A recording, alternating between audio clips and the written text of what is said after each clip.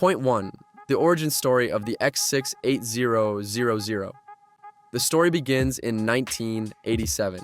Japan's tech scene was booming, and Sharp, known for their TVs and calculators, decided to step into the high-end personal computer market. They already had success with earlier computers like the Sharp X1, but the X68000 was a completely new beast. It was designed not just for productivity, but for performance. The engineers at Sharp collaborated with Hudson Soft and Capcom, ensuring the system could run arcade games flawlessly. What made it revolutionary was that the hardware architecture of the X68000 was nearly identical to Capcom's CPS-1 arcade boards, the same boards that powered games like Street Fighter II, Final Fight, and Ghouls and Ghosts.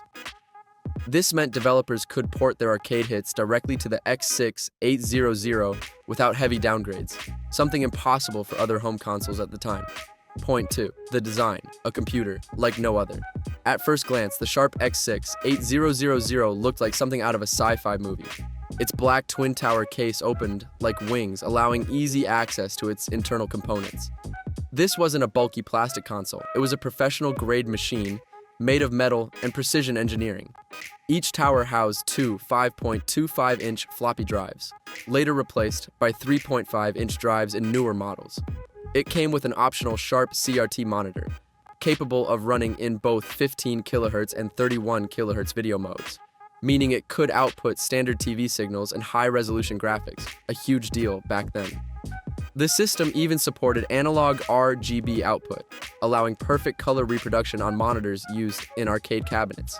In short, it wasn't just designed to look premium, it was built for performance, modularity, and serious gaming. Point 3. The hardware powerhouse. Let's talk about what was under the hood. The original X68000 ran on a Motorola 68000 CPU at 10 MHz. The same processor family used in the Sega Genesis, Atari ST, and Amiga 500. But Sharp's implementation was more powerful thanks to optimized graphics and sound hardware. It featured 1 MB of RAM expandable up to 12 MB and a custom graphics chipset capable of displaying 65,536 colors, far beyond what the NES or even early PCs could handle. It also supported hardware scrolling, multiple background layers, and sprite scaling, making it ideal for fast-moving arcade-style visuals. Sound-wise, it used the Yamaha YM2151FM synthesizer, the same chip found in Capcom arcade boards, along with an OKI PCM sound chip for digitized effects. This combination gave the X68000 soundtracks that were rich, punchy, and arcade accurate. Simply put, this was a home system that could rival the machines you dropped quarters into at the arcade. Point 4. The software library. Arcades at home now. Here's where the X68000 truly earned its reputation. It had some of the most faithful arcade ports ever made. Games like Gradius, R-Type, Final Fight, Daimakai Mura, Ghouls and Ghosts, and Street Fighter II ran nearly identical to their coin-op versions. Developers didn't have to downgrade sprites, compress sound, or simplify backgrounds. The X68000 could handle it all. For Japanese gamers, it meant having the true arcade experience in their own home, no compromises. But it wasn't just arcade games. There were exclusive titles, creative experiments, and even fan-made projects developed by enthusiasts. The X68000 became a favorite among programmers because of its open architecture and robust development tools. You could write your own games, code demos, or even create your own operating system variants. This made it a cult favorite in Japan's Dojin, independent developer community. Point 5. The operating system, Human 68K. Unlike consoles, the X68000 ran a full-fledged operating system called Human 68K. It was developed by Hudson Soft, the same company behind Bomberman and Adventure Island.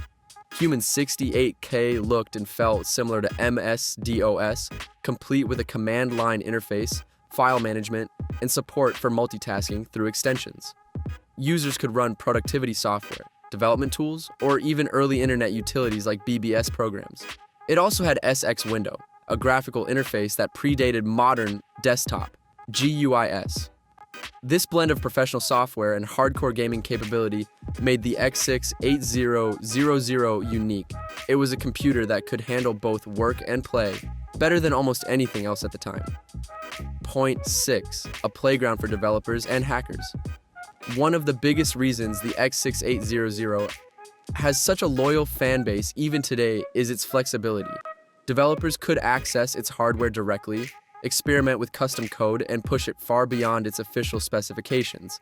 It was a tinkerer's dream. You could add RAM expansions, SCSI hard drives, MIDI interfaces, and even upgrade to newer CPUs in later models like the X68030, which used a Motorola 68030 running at 25 MHz. For game composers, it was also a popular platform for music production, thanks to its FM synthesis and MIDI support. Many Japanese musicians created demo tracks on the X68000 that rivaled arcade soundtracks in quality. It became a hub for creativity, a space where tech enthusiasts, developers, and musicians all converged. Point 7, the cost and exclusivity problem. But for all its brilliance, the X68000 had one big flaw. It was insanely expensive. When it launched in 1987, it cost around 369,000 yen, roughly $2,500 at the time, and that was just for the base system. Add the monitor, accessories, and storage expansions, and you could easily cross $3,000. This meant the system was never meant for the average consumer. It targeted professionals, hardcore hobbyists, and wealthy gamers. And to make things even harder, Sharp never officially released it outside Japan. So while gamers in the West were playing Mario Brothers or Sonic the Hedgehog, Japanese enthusiasts were playing Gradius 2 and Final Fight, with near-perfect accuracy, but at a steep price. Point 8, competing with giants. The late 80s and early 90s were crowded with tech innovation. Systems like the NEC PC98, FM Towns, Amiga, and MSX series all fought for dominance. Each had its strengths. The PC98 for productivity, the FM Towns for multimedia, and the Amiga for graphics. The X68000 stood out as the gaming powerhouse of the bunch, but its niche audience and high cost limited its market share. Even within Japan, it became more of a status symbol than a mainstream product. While it never reached mass market success, it established a loyal fan base that still exists today. Collectors, coders, and retro gaming enthusiasts who keep the legacy alive. Point 9, the decline and end of an era. By the mid-1990s, the computing world was changing fast. Windows 95 was around the corner, and PC gaming on IBM-compatible machines was growing rapidly. Sharp tried to keep up with newer models like the X68030, but the architecture was getting outdated. Developers started shifting to DOS-based PCS, and even in Japan, support for Human 68K began to fade. In 1993, Sharp officially discontinued the X68000 line. It was the end of an era. The curtain closing on one of the most advanced and ambitious computer systems ever made. Point 10, the legacy of the X68000. Even though the X68000 disappeared from store shelves, its impact on gaming history is still felt today. Many Capcom arcade games were developed and tested on X68000 hardware before being deployed to arcades. Its architecture influenced future systems, and its approach to perfect arcade accuracy became the benchmark for emulators decades later. In fact, modern software like MAME, the Multiple Arcade Machine Emulator, owes a lot to the groundwork laid by systems like the X68000, which preserved arcade code and structure for study and replication. Even in 2023, Sharp revived the brand with a miniature X68000Z, a retro re-release designed for collectors and fans. It comes preloaded with classic games like Cho-Ren Sha 68K and showcases how influential the system still is among enthusiasts.